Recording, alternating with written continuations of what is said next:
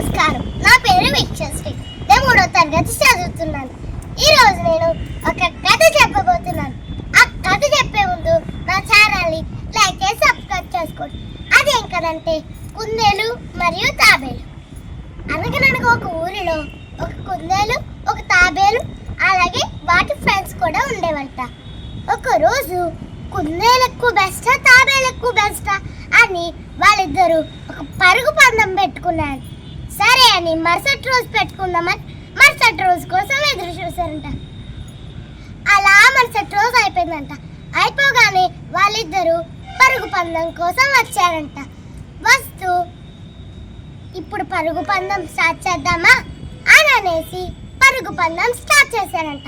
అప్పుడు కుందేలు చాలా ఫాస్ట్గా వెళ్ళిందంట. దూరంగా వెళ్ళగానే దాని కాళ్ళు వచ్చాయంట, కూర్చుందంట. అప్పుడు ఆ తాబేలు మెల్లగా అక్కడికి దూసుకొచ్చిందంట. అప్పుడు ఆ కుందేలు ఇలా తాబేలేమో నేర్ దగ్గరికి వచ్చేసిందంట.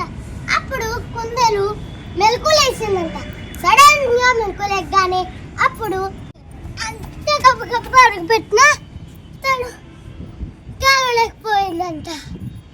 తాబేలే విన్నంటే ఈ కథలో. దీని ద్వారా మనకు తెలిసిన నీతి ఏంటంటే మనం స్ట్రాంగ్ గా ఉన్నామని ఎదుటి వాళ్ళని వీక్ గా చూడకూడదు. ఎవరి బలం వాళ్ళదే. అందరికీ ధన్యవాదాలు. మర్చిపోకండి మా ఛానల్ లైక్ చేసుకొని సబ్స్క్రైబ్ చేసుకోవడం.